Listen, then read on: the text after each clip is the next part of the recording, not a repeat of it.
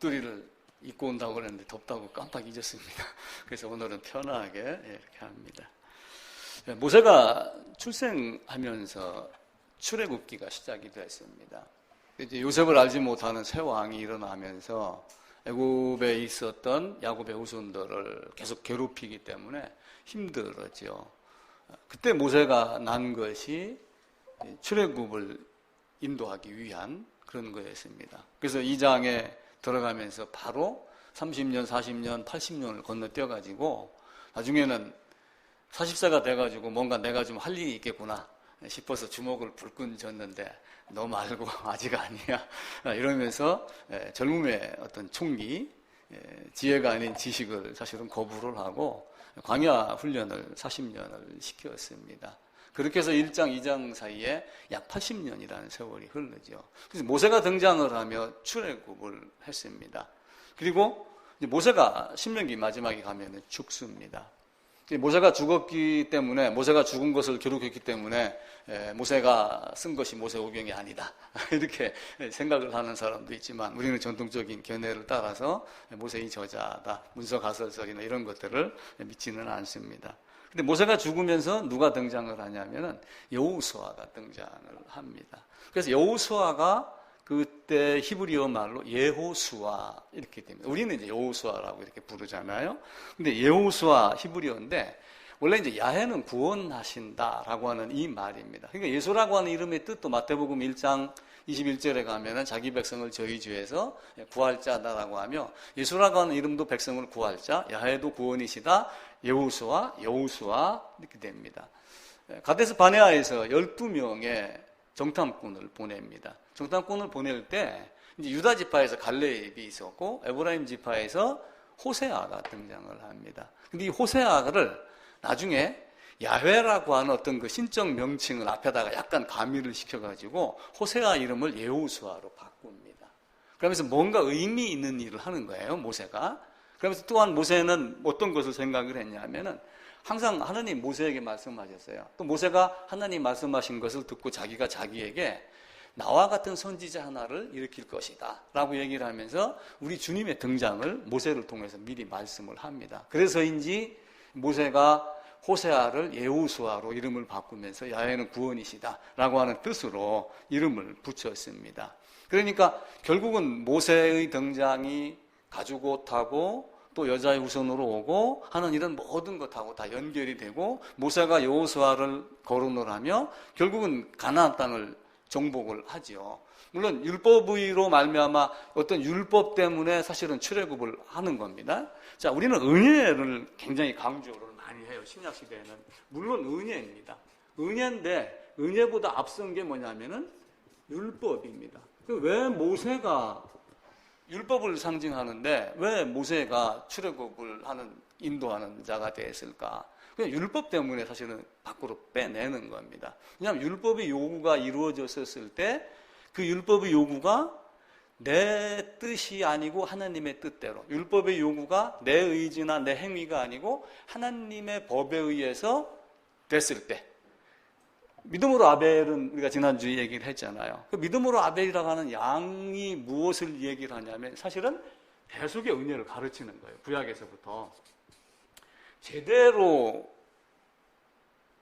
아담이 하나님께 증거를 받았으면은 아담은 죽었어야지 됩니다. 범죄한 자는 반드시 죽는다고 되어 있으니까. 그럼 아벨도 죽어야지 됐죠. 근데 가죽옷이 죽지 않고 사는 방법, 아벨이 무엇인가 양을 바치면서 또 살아나는 방법, 그래서 거기에서 대속 대신의 복음을 미리 가르칩니다. 그래서 모세가 율법으로 말미암아 율법의 요구를 이루게 하는 죄의 삭은 사망이다라고 하는 것을 이루어지게 하며 문설주 임방에다가 피를 바르고 그리고 홍해를 건너고 그 다음에 이어지는 것이 여호수아의 은혜의 모습입니다. 그래서 그 여호수아가 나중에는 뭐로 바뀌냐면은 사실은 예수아로 바뀝니다. 그러니까 야훼는 구원이시다라고 하는 여호수아, 예수스, 예수, 지저스, 우리는 이제 예수라고 이렇게 발음을 하죠. 같은 의미로 여호수아에서 계속해서 내려오는 겁니다. 근데 이제 그 모세가 나와 같은 선지자 하나를 일으키겠다 이렇게 말씀을 했는데 성경에도 보게 되면은 이제 요한이 등장을 했었을 때 네가 엘리야냐 이렇게 묻습니다. 아니다. 그럼 네가 누구냐? 라니까 네가 그 선지자냐 이렇게 물어요. 그럼 결국은 뭐냐면은 모세에게 말했던 나와 같은 선지자가 하나가 누군가 나오겠다고 했는데 모세가 말한 그 선지자가 요한 너냐? 라고 하고 묻는 거예요. 그러니까 요한이 뭐라고 그래요? 나는 아니고 내 뒤에 오시는 이. 이렇게 하며 예수님을 선지자로 또 표현을 합니다. 물론 삼중직에 선지자가 들어가잖아요. 제사장, 선지자, 그리고 왕 이렇게 들어가는데 또 복음서 중간에 가게 되면은 이 양반이 누구냐? 나사렛 갈릴리에서 온 선지자다. 이렇게 또 이야기를 합니다. 그래서 예수님에 대해서 선지자를 계속 이야기를 해요. 그리고 예수님 자신도 누가복음 13장에 가면은 나는 오늘과 내일과 모레와 갈 길이 있는데 내가 가야 할 길을 가는데 선지자가 예루살렘 밖에서 죽는 법이 없다라고 하며 자기 자신을 또 선지자라고 이렇게 표현을 합니다. 그러니까 모세가 말한 나와 같은 선지자 하나를 세우겠다라고 하는 것이 쭉 연결이 돼갖고 예수님 자신이 선지자임을 또한 증명을 합니다. 그래서 그 예수와 예호수와 예수스, 이예수스라고 하는 이런 어떤 발음을 거쳐가면서 예수라고 하는 말로 우리 쪽에는 정착이 되고 있습니다. 그때 예수님이 12제자를 세우셨죠. 그리고 사실은 예수님의 12제자가 예수님의 후계자입니다. 그죠? 모세의 후계자는 누구예요? 여호수아입니다. 근데 여호수아의 후계자는 누구예요? 없어요. 사실은 어떤 의미로 보면은 예수님이 죽으면서 후계자를 남겨놓아야지 돼요. 한 명, 모세가 여호수아를 세웠듯이 예수님도 누군가가 한 명을 세워야지 되는데 여호수아는 아무도 안 세웠어요. 예수님은 12제자를 세웠지만 사실은 뭐 대표성을 부여하고 그런 건 아니잖아요. 우리가 알고 있기로 그냥 베드로가 사도 중에 왕 사도다. 이제 이렇게만 생각을 하고 있을 뿐이죠. 그러면서 그 12사도들이 계속해서 복음을 전하고 사도, 석사도, 교부 이렇게 거치면서 이제 복음을 전하고 그러는데 그 예수님의 말씀에 따라서 세상과 계속해서 싸우는 거예요. 복음을 흐트리는 자와 싸우고 복음을 거부하는 자와 싸우고 이렇게 했던 거죠. 마찬가지로 여호수아도 후계자를 세우지 않았는데 사실은 후계자를 세웠어요. 누구냐 하면은 하나님이 미리 후계자를 세워놓은 거예요. 모세는 여호수아 딱 이렇게 못을 박았지만은 모세는 여호수아, 자 모세 이게 모세라고 율법은 모세로 말미암아 은혜는 그리스도 예수다 이렇게 나와 있잖아요, 그죠? 그럼 은혜는 예수 그리스도입니다. 근데 이 모세의 후계자 여호수아 사실은 이게 이제 여호수아 그러면서 예수 이렇게 바뀐 거잖아요, 그죠? 근데 여기는 이제 12제자가 있었는데 여기에는 누가 있냐면은 레위 지파가 있어요. 근데 이 레위 지파는 사실은 여호수아가 세운 게 아니고 하나님이 미리 민수기에서 모세로 말미암아 이스라엘 전역에다가 성을 48개로 쪼개놨어요. 우리 시, 군, 구 뭐 이렇게 쪼개놓듯이 그래갖고 48개 성에다가 레위 지파를 다 흩었습니다. 그러면서 거기서 너희가 율법을 가르쳐라 이렇게 말합니다. 근데 그 율법을 이스라엘 백성이 제대로 가르쳤어요? 가르치지 못했어요? 가르치지 못했습니다. 저 뒤에 10몇 장에 가게 되면 모세의 손장과 모세의 증손자도 거기 등장을 해요. 엉뚱한 데 가서 엉뚱한 짓 하는 게. 그러니까 모세의 손자, 증손자가 그렇게 했었으면은 나머지 레위 지파는 어떻게 했겠어요? 문제가 많죠. 미가의 집에 갔던 사람은 먹을 것 때문에 가가지고 옷 한 벌, 은 하나. 그러면은 레위 지파가 쉽게 얘기하면 저 같다고 가정을 해보세요. 내가 먹을 게 없으니까 낮에 택시 운전을 하고 그러다가 산악금 못 채워갖고 막 이리저리 헤매다가 주일날 아침이 됐는데 뭘 하겠어요? 못 하겠죠. 그래서 레위 지파가 사실은 제대로 가르치지 못한 겁니다. 사사기는 그런 각도로 먼저 보셔야지 돼요. 왜 사사시대가 등장을 했는가라고 하는 거죠. 거듭난 백성들이 홍해를 건너가지고 실제 삶의 바탕이 됐던 곳이 어디냐면 애굽이었어요. 근데 애굽에서 어디로 옮겨갔냐면 가나안 땅으로 일단 옮겨갔습니다. 가나안 땅 완전하게 들어가지는 않았지만 그 광야에서 훈련을 받고 그렇게 하면서 나중에는 여호수아로 말미암아 가나안 땅에 들어가서 나름 정복을 한다고 그랬지만 사실은 제대로 정복을 못한 거예요. 어떤 면에서는 가나안 땅에 들어가가지고 이스라엘 지형이 이렇게 돼 있었을 때 요쯤 느보산에서 여기를 보고 여기에 첫 번째 있는 성이 뭐냐면 여리고성이에요. 여리고성. 그래서 혹자들은 이것을 뭐라고 얘기를 하냐면 인간의 육체다 이렇게 보는 사람이 있어요. 가나안 땅에 들어가서 제일 먼저 내 육체를 허물어 버린다. 내가 열심히 내던 것, 뭐 기타 이런 모든 것들을 다 없앤다. 근데 그 여리고성을 딱 없애고 나니까 그 다음에 했던 것이 뭐예요? 그 다음에 공격했던 성? 아이성. 그래서 이 아이성을 어떤 정신적인 영역으로 보고 그래요. 우리 혼 이런 식으로. 근데 아간이 딱 자리 잡고 있으니까 사실은 안 된 거예요. 근데 그 아간이 지금도 사실은 우리 안에 있습니다.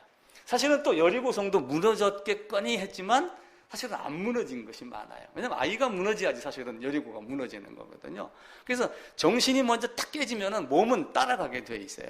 근데 몸은 안 따라가는데 이걸로 하면 되겠어요, 안 되겠어요? 결국은 생각을 가지고 육신을 다스리지 못한다는 얘기는 육신 자체가 순종하지 않는다. 그런 의미도 받을 수가 있습니다. 근데 가나안 땅을 정복했다고 그랬지만 다 정복하지 않았어요. 왜냐하면 조금씩 쫓아낸다 그랬죠. 왜 조금씩 쫓아낸다고 그랬어요? 조금씩 쫓아내지 않고 한 번에 다 쫓아내면은 이스라엘 백성들 전역이 쫙 퍼져갖고 야 가서 농사 한번 줘. 근데 가나안 땅 살아본 적이 없잖아요. 거기서 농사를 무슨 재주로? 우리도 농촌 지도소에 있는 사람하고 시골의 할아버지하고 농사 만약에 시켜놓으면 누가 더 농사 잘 짓겠어요? 할아버지가 월등히 잘 짓습니다. 머리 갖고 되는 게 아니거든요. 가나안 사람을 다 쫓아내고 너 가서 한번 해봐 그러면은 이슬이 내릴 때는 어떻게 하고 바람 부를 때는 어떻게, 이거 아무도 모르는 거예요. 그래서 그들을 조금씩 쫓아냅니다. 근데 또 한 가지 중요한 것은 쫓아낼 때 하나님이 쫓아내요, 이스라엘 백성이 쫓아내요? 의미상으로는 하나님이 쫓아내는 거예요. 근데 하나님은 영이시기 때문에 육체를 갖고 계시지 않아요. 근데 하나님은 반드시 누구를 사용하냐면 사람을 사용해요. 그리고 자기가 택한 이스라엘 백성을 사용해요. 그러니까 내가 전쟁은 여호와께 속한 것이니 라고 하면 가나안 족속을 쫓아내겠다라고 하면은 나는 가만히 있으면은 하나님이 더 쫓아내실 줄 알지만 그렇게 말은 해놓고 네가 가서 쫓아, 이렇게 하나님 말씀하셔요. 그러니까 참 하나님이 얄궂으신 분이죠. 그죠? 네가 가서 해. 아니 전쟁이 여호와께 속했으면 자기가 해야죠. 근데 조금씩 쫓아내라고 하는 말의 의미를 또 다르게 생각을 하면은 내가 내 신앙의 성숙, 성장, 힘이 강하게 되고 하는 것이 조금씩밖에 성장하지 못한다. 이런 의미를 부여할 수 있어요. 그러니까 이스라엘을 완전하게 정복한 것은 다윗 왕이 여부스 사람을 쫓아내고 예루살렘을 정복할 때 사무엘 하에 가가지고 그때까지 완전하게 정복이 사실은 되지를 않습니다. 그러니까 우리 인간이 얼마나 나약한 존재인가 아는 거예요. 그때 레위지파가 뭘 해야지 돼요? 하나님이 율법을 계속 말씀을 하며 하나님이 이렇게 하셨고 너희는 이게 순종하고 또 어려움이 있어도 말씀대로 살고 이렇게 하면 하나님이 그걸 이끌어 주시는데 이제 가나안 땅에 가니까 뭐가 있냐면은 원래 여기에 있던 7 족속이 있는 거예요. 이들은 여기에 전문가입니다. 그죠? 고대 근동 이때 당시의 사상이 뭐냐면은 지금도 우리 뭐 엄마 부대 누군가가 뭐 아베에게 뭐 문 대통령 사죄해라 뭐 이런 얘기 했다고 그러죠. 힘이 강한 나라의 대통령이 높게 보는 거예요. 힘이 강한 나라 전쟁에서 A하고 B하고 싸우는데 A가 이기면 A 나라가 섬기고 있는 신이 진짜 신, B는 가짜 신 이런 개념으로 보는 거예요. 그리고 여기 가가지고 보니까 자기들이 당하거든요. 가나안 족속에게. 그래서 가나안 우상 더 높게 보고 그들이 더 힘이 있다 이렇게 여기는 거예요. 그래서 여호수아가 후계자를 남기지 않은 것은 그런 율법으로 무장하고 하나님의 말씀으로 무장하고 그러면서 그들을 너희 힘으로 쫓아내라 라고 하는 건데 이스라엘 백성이 그걸 절대 못한 거예요. 그럼 못했기 때문에 뭐가 들어요? 단순하게 쫓아내지만 못했으면 문제가 안 돼요. 근데 쫓아내지 아니한 것은 둘째치고 그들에게 빌부터 사는 거예요. 우리도 지금 뭐 이완용이니 누구 이런 얘기를 많이 하잖아요. 사사시대 가가지고 거기 땅에 살면서 그 가나안 7 족속이 섬기는 신에게 절을 하고 이렇게 많이 했단 말이에요. 그러니까 하나님이 진노해요? 진노하지 않아요? 진노하잖아요. 그때 누구를 등장을 시키냐면은 그 가나안 족속을 통해 갖고 우상을 섬기게 했지만 그들이 그러면은 그래 와서 우상만 섬겨 이렇게 하고 환영만 했겠어요? 이제 너희들이 내한테 고개를 숙였으니 먹을 것도 내놓고 그죠? 칼도 다 뺐고 여자도 뺐고 남자도 뺐고 계속해서 핍박하고 몽둥이 칼로 어려움을 준단 말이에요. 그러니까 나중에는 어떻게 해요? 처음에는 멋모르고 고개를 숙였는데 나중에는 노예가 되는 거예요. 그러니까 나 이 노예에서 벗어나고 싶습니다 라고 했었을 때 기드온이 등장하고 그리고 삼손이 등장하고 오늘 본문에 나오는 에훗이 등장하고 그래서 그들을 쫓아내고 그리고 해방을 시켜줘요. 그러면 이제 한번 그런 일을 당했으면은 그 다음에 정신 차려야지 되는데 또 계속해서 반복해서 태평이 오고 나면 또 반드시 뭘 해요? 배부르면 눕고 싶고 누우면 자고 싶고 뭐 이런 순서대로 그들이 반복해서 하나님을 떠나고 우상을 향해 간 거예요. 그러니까 사사기에 보면은 사사가 몇 명이 등장하냐면 12명이 등장을 합니다. 그래서 기록한 분량이 많은 게 대사사, 기록한 분량이 적은 게 소사사 이렇게 되죠. 그래서 사사가 왜 왔는가라고 하는 것을 우리가 봐야지 되고, 그 다음에 이제 두 번째는 왜 이 시대는 지금의 교회가 기드온 300용사 그러면 기드온 300용사를 만약에 뽑는다고 해보세요. 그럼 기드온 300용사 뽑을 때 비실비실한 300용사 뽑겠어요? 똑똑하고 잘난 청년들 뽑겠어요? 어떤 사람들 뽑아요? 능력 있고 잘 살고 힘 있고 똑똑하고 이런 사람들을 뽑아갖고 300명 이렇게 해요. 그죠? 근데 기드온 300용사도 엎드려서 개처럼 물을 핥는 자가 있고 손에다 떠서 마신 자가 있더라. 그러니까 요 300명 되는 자가 요자다 이들을 갖다가 써라라고 하지만 이제 이거를 이제 해석하느라고 학자들이 고생을 많이 합니다. 엎드려서 먹는 건 뭐 어떤 거고 손에 떠서 먹는 건 어떤 거고 그러는데 궁극적인 의미로는 어느 쪽이든 300명이 되는 쪽이 택한 거예요. 하나님은. 왜 그러냐면 전쟁이 여호와께 속했기 때문에. 이 사람들이 숫자가 많으면 하나님의 능력으로 인정을 해요? 하지 않죠. 그러니까 적은 숫자를 택하는 거예요. 그 적은 숫자가 나가가지고 전쟁을 통해서 이기기도 하고 삼손 같은 사람이 등장해서 없애기도 하고 이렇게 합니다. 그러면 왜 그럼 이 교회는, 이 땅의 교회는 왜 그렇게 기드온하고 삼손이나 이런 사람들을 들먹거릴까? 왜 성경에서 많은 인물을 가지고 우리의 교훈으로 삼고 영웅으로 삼고 하는 일에 몰두할까라고 하는 거예요. 참 우습죠, 그죠? 왜 사사가 등장한 이유를 잘 따지지 않고 왜 잘 묻지 않고 그들이 와서 왜 삼손, 왜 기드온 하는 거기에다 꽂힐까라고 하는 거예요.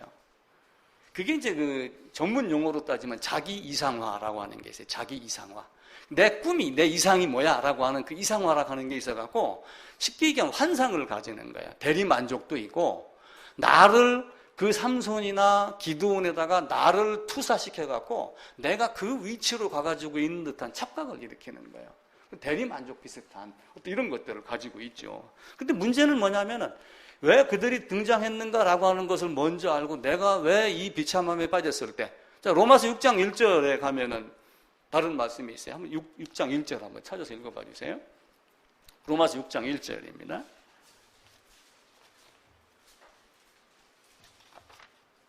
예, 한번 읽어보세요. 그런즉 우리가 무슨 말을 하여 은혜를 더디게 하려고 죄에 거하겠느냐? 예, 은혜를 더하게 하려고 죄에 거하겠느냐라고 하는 거예요. 그럼 사사를 자꾸 등장을 시키려면은 이스라엘이 자꾸 엉뚱한 짓을 많이 해야지 돼요. 이치에 따지면은, 그렇죠? 근데 이치에 따져서 만약에 그렇게 계속 하면은 삼손 말고 제2의 삼손, 제3삼손이 나오면 좋아요, 안 좋아요? 우리가 보기에 영웅이 많아서 좋죠. 근데 실제 하나님 입장에서는 별로 좋은 게 없습니다. 이순신이 왜 나왔어요? 그 이전에는 이순신 같은 존재가 없었을까요? 있었죠. 있는데 외적이라고 하는 것이 있었기 때문에 이순신이 난세의 영웅이 난다 그러잖아요. 우리나라가 가난하지 않았으면 박정희 같은 사람이 있었겠어요? 없습니다. 만약에 그 한일 청구권 가지고 뭔가 돈을 받아갖고 포항지처를 세웠는데 그런 돈이 아니었고 그때 박정희 같은 사람이 없었으면 박태준 같은 사람이 나왔겠어요? 안 나왔죠. 왜 사사가 등장을 했는가라고 하는 것을 우리가 먼저 보야지 돼요. 우리는 슈퍼맨, 스파이더맨 뭐 이런 거 보면서 와 그러지만 꼭 반드시 지구가 멸망에 처할 위기가 있다든지 뭐 지구가 반으로 막 쪼개지려고 그럴 때 뭐 어떤 뭐예요? 운석이 날라 떨어져 와가지고 지구로 막 날라오는데 여기서 어떤 땅굴 파는 보링 잘하는 사람들을 보내가지고 그 운석에 구멍을 뚫어서 폭탄을 넣어갖고 빵 뽀개고 뭐 이래서 폭탄이 안 날라오게 하고 막 이런 거 하잖아요. 그죠? 그게 왜 그래요? 다 그런 위험이 있기 때문에. 사사가 바로 그 시대란 말이에요.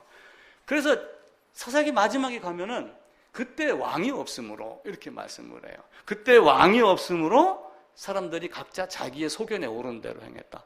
실제 왕은 없었죠. 왜냐하면 여호수아가 후계자를 남겨놓지 않았기 때문에. 근데 레위 지파가 왕이신 하나님을 가르쳤겠어요? 못 가르쳤겠어요? 가르쳐야 되는데 못 가르쳤기 때문에 사실은 왕이 없는 거예요. 그들이 하나님을 바라보지 아니하고 하나님께 등을 대고 얼굴을 우상에게 향하고 그렇게 하다가 보니까 이게 하나님이 없다. 하나님을 이렇게 되네. 왕이 없다. 그러면서 사사기 중간에 뭐가 나오냐면은 사실 룻기서가 껴 있는 거예요. 그래서 흉년이 들었는데 흉년 들었을 때 엘리멜렉인가 하고 나오미가 엘리멜렉 맞죠? 어디로 가냐? 모압으로 가는 거예요. 그러다 흉년이 끝났을 때 그 흉년이 뭐예요? 결국은 블레셋이나 아모리나 다른 족속들이 와갖고 막 먹은 거 뺏어가고 파종하면 파헤치고 어쩌다 남은 거 곡식 거두면은 훔쳐가고 뺏어가고 그래서 흉년이 들었던 거예요. 그러니까 그 흉년이 들어서 갔다는 얘기는 실제 먹을 것이 없다는 얘기가 아니라 백성 모두가 다 하나님을 떠났기 때문에 하나님이 없는 지역이기 때문에 이들도 결국은 하나님이 없는 지역으로 흘러갈 수밖에 없는 거예요. 그러다가 다시 얘기하면 리바이벌이 된 거예요. 그래서 하나님 말씀이 다시 있구나. 하나님 말씀 찾아가야지 하면서 거기에 등장한 게 누구냐면 룻기란 말이에요. 우리는 이제 룻기를 갖고 나오미하고 누구죠? 며느리 룻하고 효자, 효부, 고부 관계 이런 걸 계속 얘기를 하는데 사실은 그거 얘기할 필요가 없어요. 왕이 없으므로 자기 소견에 오른 대로 행하였더라 라고 하면서 룻기하고 연결을 시켜갖고 룻기에 가게 되면 마지막 편에 누가 등장을 해요? 살몬이 누구를 낳고 그렇게 하면서 룻기서 한번 봅시다. 룻기서 제일 마지막입니다. 4장입니다. 18절부터 볼게요. 베레스의 계보는 이러하니라. 베레스는 헤스론을 낳고 헤스론은 람을, 아비나답을, 나손은 살몬을 낳았고 이제 이 살몬이 누구냐면은 여리고성 정탐할 때 2명 중에 1명이 살몬이에요. 근데 이제 그때는 2명의 이름이 안 밝혀집니다. 근데 이게 마태복음 1장에 가게 되면은 살몬이 누구하고 결혼을 하냐면 라합하고 결혼을 해요. 그래서 우리가 유추하기를 그때 갔던 정탐꾼 중에 1명이 라합하고 결혼을 했구나. 이렇게 하고 이제 역사학자들은 에브라임인가 하여튼 다른 이름을 붙여갖고 2명의 이름을 붙입니다. 그렇게 해놓고 살몬이 보아스를 낳았고 보아스가 오벳이 이세는 다윗을 낳았다라고 하며 다윗을 쭉 관통해가지고 누구를 가리켜요? 예수 그리스도를 가리키는 겁니다. 그러니까 왕이 없으므로 이렇게 했는데 왕이 필요하다라고 하는 것을 사사기를 통해서 가르치는 거예요. 그러면서 룻에서 왕이 등장할 걸 말하고 다윗까지 딱 정해놓고 마태복음 1장으로 가면은 예수 그리스도로 연결을 시키죠. 그래서 살몬이 보아스를 낳았다는 얘기는 마태복음 1장에서 보고 그리고 로마서 1장에서는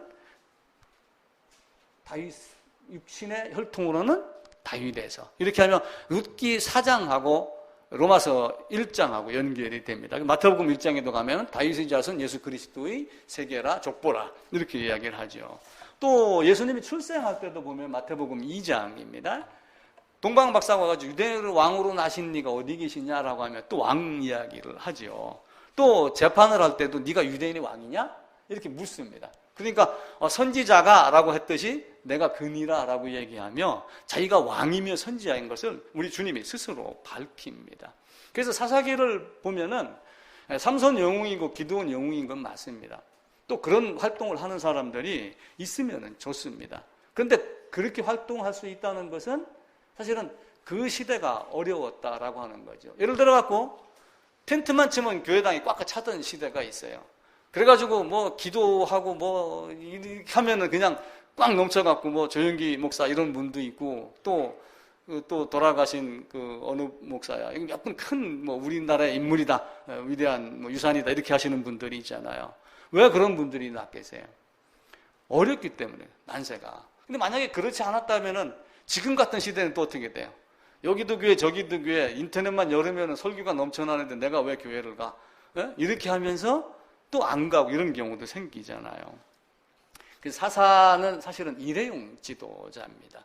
지금도 어찌 보면 저도 일회용 지도자예요. 너 앞으로 3년 만에, 너 앞으로 5년 만에, 너는 목사 늦게 됐으니까 딱 10년이다. 이런 거 정해놓고 일회용 하랍니다. 근데 일회용 하면서 사실 훌륭한 성도들도 많아요. 훌륭한 목사들도 많고, 또 개혁주의 신앙을 위해서 진짜 어떤 목숨 같은 칼을 빼들고 지키며 수호하는 사람들도 있습니다. 그런데 그렇지 못한 사람들도 많아요. 기도는 굉장히 잘했겠어요? 삼손은 잘했겠어요? 우리가 겉모습을 보고 좋은 것만 골라내서 그래요. 기드온이 당시에 나가고 헌칠하고 그러니까 너 우리의 왕이 돼갖고 저것 좀 해. 그러니까 기드온이 뭐라고 그랬어요? 나는 왕 될 자격이 없어. 겸손했죠, 그죠? 우리는 그걸 본단 말이에요. 근데 기드온 아들 이름이 뭐예요? 아비멜렉. 아비멜렉의 뜻이 나의 아버지는 왕이다. 이렇게 하면 간접적으로 왕 노릇을 하는 거야. 그리고 기드온의 뭐 자녀가 몇 명, 첩이 몇 명, 뭐 이런 거 나오잖아요. 삼손의 경우를 한번 봐보세요. 우리는 낙타뼈만 지금 갖고 휘두르는 거예요. 그리고 죽을 때 죽인 자가 살아있을 때 죽인 자보다 많다 그러면서 삼손 영웅 이렇게 하는데, 삼손이 베레크라고 하는 단어가 있어요. 베레크인가 그럴 거예요. 이게 이제 언어 유희라고 하는 건데, 베레크가 뭐냐면 무릎이라고 하는 거예요. 무릎. 바라크가 있어요. 바라크가 뭐죠? 복이에요. 들릴라의 무릎을 베레크를 베고 있는데 바라크가 나간 거예요. 같은 어원에서 나오는 거예요. 들릴라의 무릎을 베고 콧소리에 정신 나간 사이에 복이 빠져나가서 눈이 다 뽑혔어요. 가서 맷돌 돌리고 그랬어요. 이게 성경에 보면 그런 단어를 써가지고 쫙 이렇게 나오는 게 있어요. 나는 잘 모르는데 이제 앞서는 사람들이 조사해 놓은 걸 보면 간혹 이런 것들이 등장을 해요. 그러니까 기드온 삼손이 뭘 그래 잘했다 우리는 거기에 열광하면 안 돼요. 왜 그들이 등장했을까? 지금도 그런 안세를 여겨가면서 지금 뭐 어떻습니다. 얼마 전에는 어떤 사람이 뭐 우리나라가 아니면 전 세계가 곧 주님이 옵니다 해갖고 피지로 몇 명 데리고 갔죠. 뭐 그래서 나중에 조사를 해보니까 그 사람이 예수는 뭐 차 피조물이다 이렇게 또 얘기를 했더라고요. 아리우스하고 비슷한 사람이 또 등장을 했어요. 400명이 또 피지로 따라갔어요. 따라간 사람은 얼마나 정신이 없으면 거기까지 또 따라갔겠어요. 거기다 가둬놓고 타작마당을 했어요. 타작마당이 뭔가 했더니 마누라하고 남편하고 부부를 앉혀놓고 서로 뺨대기 때리는 게 정신 차려 이놈 정신 차려 이놈 이런 식으로 그런 걸 해도 그게 옳은 줄 알고 거기서 그 짓을 하다가 이번에 잡혀가고 6년형 이리 받겠죠. 이재록 씨 같은 경우는 어떻게 했어요? 16년형인가 받았죠. 명성교회도 세습하면서 세습이 다 아니다 갖고 지금 말이 많고 그러죠. 그러니까 우리가 어려움에 처했을 때 어떤 지도자가 되고 그러면은 그 지도자가 바르게 해야지 되는데 바르게 하지 못하는 거예요. 그 기드온이 아비멜렉 내세워갖고 하듯이 어쩌면 김삼아 씨도 그렇게 한 결과밖에 안 되는 거예요. 그러니까 우리가 성경을 보고 왜 사사가 등장을 했는가? 하나님이 사사기를 기록하여 우리에게 준 이유가 무엇일까? 라고 하는 것을 전체의 흐름을 놓고 보면 그냥 스쳐 지나가는 하나의 왕이 필요하다. 근데 왕이 필요한데 다윗과 같은 왕을 낳아야지 되는데 다윗과 같은 왕을 낳게 하기 위해서 사울을 통해 갖고 왕이 어떤 존재가 돼야 되는가, 어떤 모습으로 살아야 되는가를 사실은 그러니까 사울은 참 안타까운 모델하우스 역할을 한 거예요. 대충 해놓고서 쓰임 받고 없어지는 이런 존재가 되죠. 그러니까 에봇이 등장을 할 때도 사실 어떤 거예요? 3장, 사사기 3장 한번 가보겠습니다. 사사기 3장 5절에 보면은 그러므로 이스라엘 자손은 가나안 족속과 헷 족속과 아모리 족속과 브리스 족속과 히위 족속과 여부수 족속 가운데에 거주하면서 이 말이 사실은 이들에게 동화됐다 이 얘기예요. 이들에게 동화가 돼가지고 그들의 딸들을 맞아 아내로 삼으며 자기 딸들을 그들의 아들에게 주고 또 그들의 신들을 섬겼더라. 이거 하라고 했어요? 하지 말라고 그랬어요? 하지 말라고 그랬어요. 누가 그 얘기를 강력하게 가르쳤어요? 모세가 가르쳤어요. 신명기 7장인가 그랬습니다. 한번 가볼까요? 신명기 7장입니다. 7장 1절부터 보면은 함께 같이 읽읍시다. 내 하나님 여호와께서 너를 인도하사 내가 가서 차지할 땅으로 들이시고 내 앞에서 여러 민족 헷 족속 기르가스 족속과 아모리 족속과 가나안 족속과 브리스 족속과 히위 족속과 여부스 족속 곧 너보다 많고 힘이 센 7 족속을 쫓아낼 때 내 하나님 여호와께서 그들을 내게 넘겨 치게 하시리니 그때 너는 그들을 진멸할 것이라. 그들과 어떤 언약도 하지 말 것이요 그들을 불쌍히 여기지도 말 것이며 그들과 혼인하지도 말지니 내 딸을 그들의 아들에게 주지 말 것이요 그들의 딸도 내 며느리로 삼지 말 것은 그가 내 아들을 유혹하여 그가 여호와를 떠나고 다른 신들을 섬기게 하겠다. 이렇게 할 거라고 분명히 얘기를 해놓고 하지 말라 했는데 이런 방법의 삶을 이스라엘 백성이 계속 사는 거예요. 그래갖고 등장한 게 누구냐면은 에훗이라고 하는 사람이 등장을 해요. 아마 이때는 이제 모압에게 좀 많이 당했겠죠. 그죠? 모압에게 당해갖고 이제 에훗 왕을, 이제 에훗이 모압 왕 에글론인가 하는 자를 이제 어떻게 보면 살해하는 자객으로 가는 건데, 에훗이 왼손잡이더라 그럽니다. 일본 사람들은 운전대가 오른쪽이에요. 오른손잡이들은 칼을 찰 때 어디로 차요? 이쪽으로 이렇게 칼을 빼요. 그래서 운전대가 오른쪽이다. 뭐 섬나라는 뭐 그런 이야기를 합니다. 그러니까 에훗은 왼손잡이니까 칼을 어디다 차야 돼요? 여기다 차야죠. 근데 왼손잡이가 드물단 말이에요.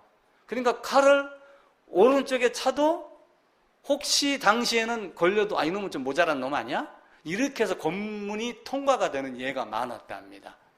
근데 이제 에훗은 왼손잡이니까 당연히 이쪽에서 허벅지에다가 이제 칼을 찬 건데 검문을 해도 괜찮은 거예요. 그냥 통과가 될 수 있는 거죠. 그런 상태로 이제 에훗이 나오는데, 교재에는 이제 뭘 묻냐면은 왼손잡이가 어떤 뜻이냐 이렇게 묻습니다. 그래서 이제 처음에 보게 되면은 왼손잡이가 어떤 의미냐면은, 잠깐만요. 오른손을 잘 못 쓰는 사람. 근데 이건 꼭 아니라고 봐요. 두 번째, 양손잡이. 근데 양손잡이가 그렇게 많지는 않습니다. 우리나라도 왼손 잘 쓰는 사람이 한 사람이 있어요. 지금 신문에 막 나오고 그러죠. 누구죠?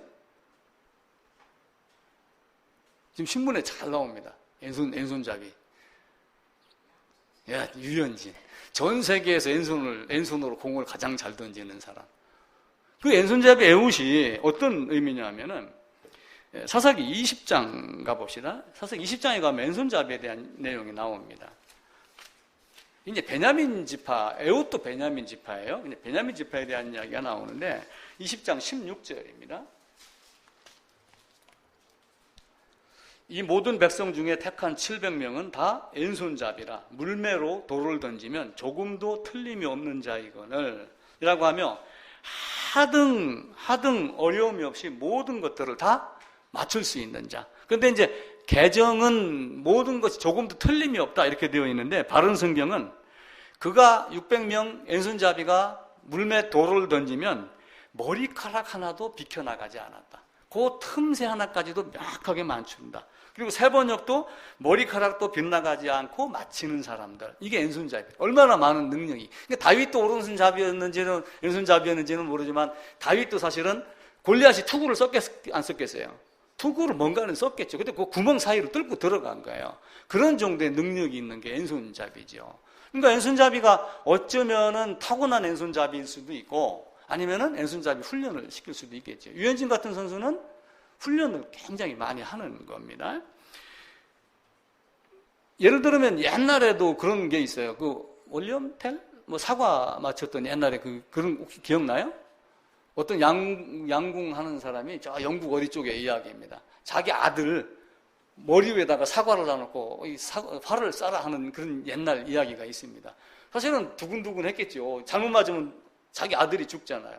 근데 딱 해가지고 사과를 명중했더라. 우리나라 이제 양궁 선수들 그런 게 있잖아요. 그런 정도로 왼손잡이 이들이 아주 철저하게 훈련을 해서 잘 던지더라. 이렇게 이야기를 합니다. 근데 이제 그 칼이 왼손이냐 오른손이냐에 따라서 이제 왕궁의 어떤 그 검문대라든지 출입문을 통과하는데 이제 어려움이 없었던 것. 이게 이제 에훗이 베냐민 사람이에요. 그래서 여기서 이제 에훗이 왼손잡이가 어떤 의미냐라고 하는 것은 왼손을 잘 쓰는 사람. 이런 정도만 이해를 하시면 됩니다.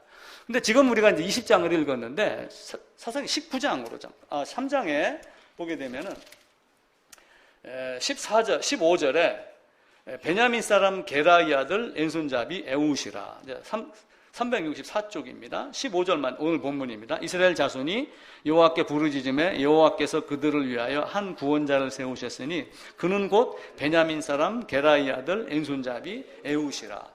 아마 베냐민 지파가 어떤 유전이 있어갖고 왼손잡이가 많이 낳는가 봐요.